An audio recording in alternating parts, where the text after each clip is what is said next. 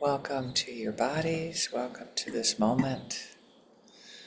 I'm going to start with the bell today.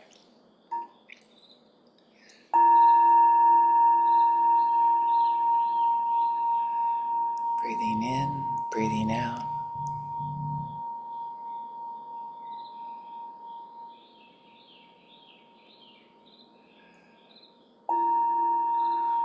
Letting our lungs do their job, bringing in life-giving oxygen.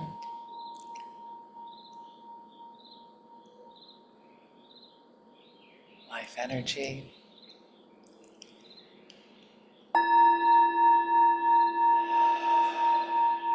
Letting go of all that we don't need. It's awe-inspiring, all that we don't need. And I could come up with a list of amazing things in our lives, in our bodies, and I'd rather just let you sink into your body in this moment, in your breath, and open to awe.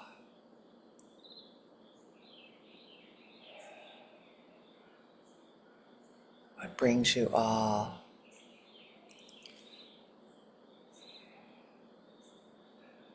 I love the, wasn't going to tell you what brings me awe, and I'm inspired by some little video somebody sent me of a concert of how being with a group of people with like-minded, with like similar emotions,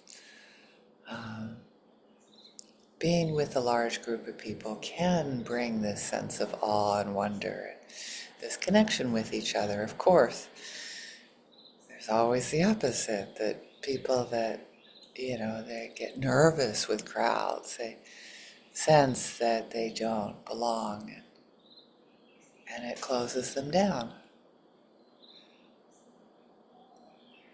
Noticing that, acknowledging that, and there's nothing wrong with it. And then allowing, if you're ready, if you want it, to invite in a sense of awe. And figuring a way to bring it into your experience right now.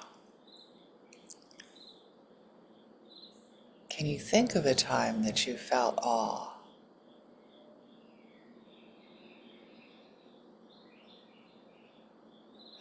It's often by being in and looking at nature, which I am in right now. I'm looking out almost like I'm in a treehouse. It's so incredibly beautiful. And how about for you? Can you think of a natural phenomena? Can you think of the moon last night that just dropped your mouth because it was so beautiful? Or the night before?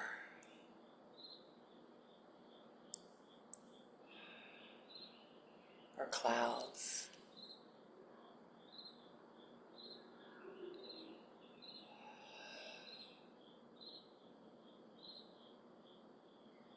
Have you ever seen clouds that have just taken your breath away? They're so beautiful and so beyond our comprehension.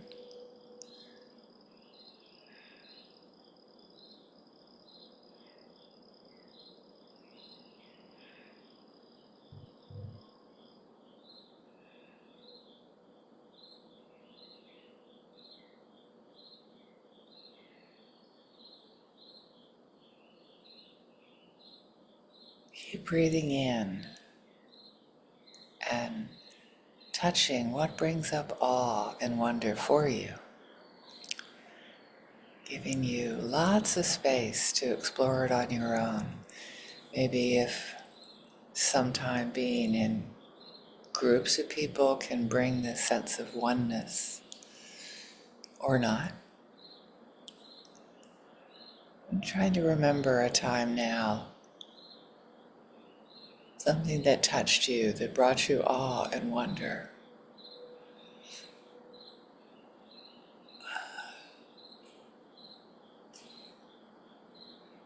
I go into even a natural site, and the people there are like, oh, isn't this amazing? So connecting with that energy, that our shared energy, sometimes shared emotions.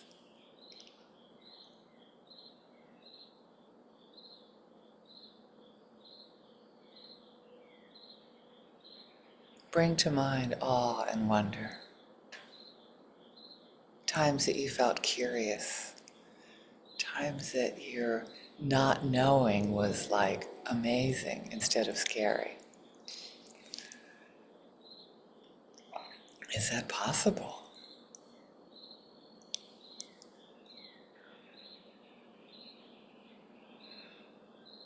I don't know if it's going to work out. Wow. It brings up trust for me. And awe helps me connect with trust in my body. Just feeling it in my shoulders and my back. This opening, this movement of trust.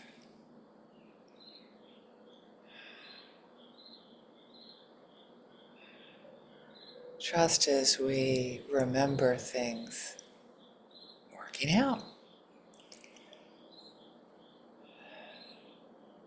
And then of course there's the times that in our interpretation, it doesn't work out.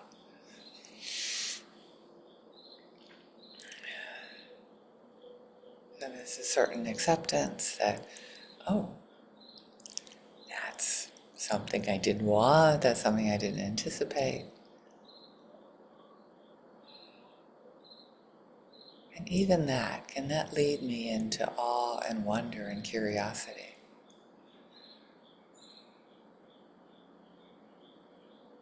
I wonder if I'll be able to survive if this little dream I have doesn't happen exactly that way.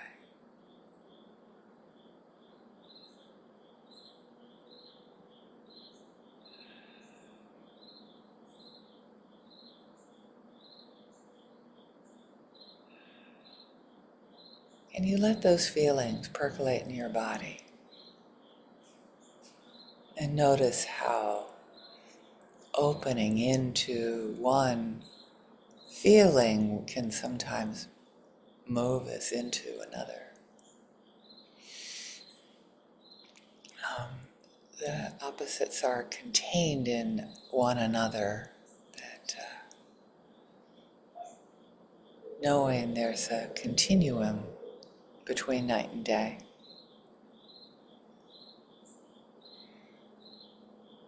Between summer and winter.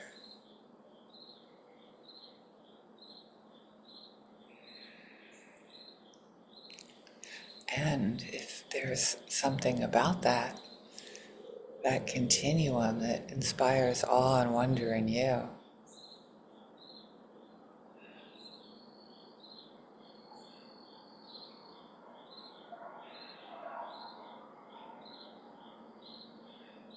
to everything there is a season. When as a young child, I heard that, not from its original source, I have to say, but it was amazing to me, the wisdom of that, and how for me it's awe-inspiring. Is we're not in control. We influence it by our next step, I believe. We can bring our values into the world, that's a belief, an opinion.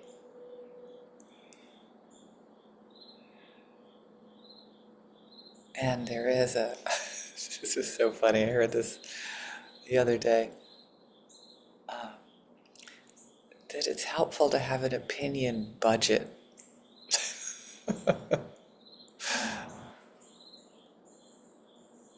Opinions often do not inspire awe and wonder, right? It's like the certainty of an opinion. So this, it was actually a scientist who said that it's actually not conducive to inspiring awe and wonder and curiosity in our lives if we have a lot of strongly held opinions. Have you considered that? Have you considered letting go of some of your opinions to bring in more curiosity and awe and wonder? I am imagining a more peaceful world if more people would do that. How about you?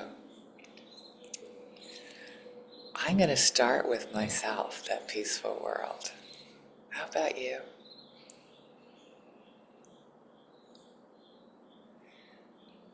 So if we let in curiosity, if we can generate that and encourage that in ourselves, encourage ourselves to be curious, to trust life more, to be curious more, and to hold ourselves with compassion when we are not in those open states. I think it impacts the people around us. Looking at them with openness and curiosity instead of, oh, I know people that look like you. I think it encourages awe and wonder in others. Certainly it does in my beloved, who I'm looking at over there. One of my beloveds, I have many. And so, so in neutral people, as I say, or people we don't know very well, or and even curiosity about people that really, really get us stimulated. A lot of uncomfortable emotions that get stimulated in us when we hear their voice and hear their opinions, which seem counter to ours. We hear about the horrible things they do. Not letting them off the hook and not let them take away our serenity.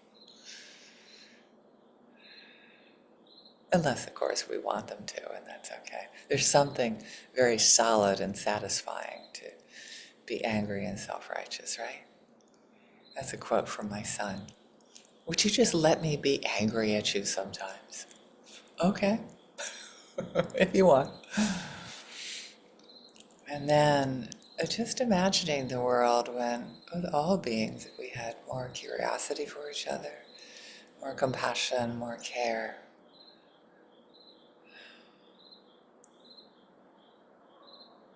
Knowing that if people do horrible things, it came from somewhere. Can we stop the pattern right now within ourselves? With curiosity, with openness, with trust. Thank you so much for joining us.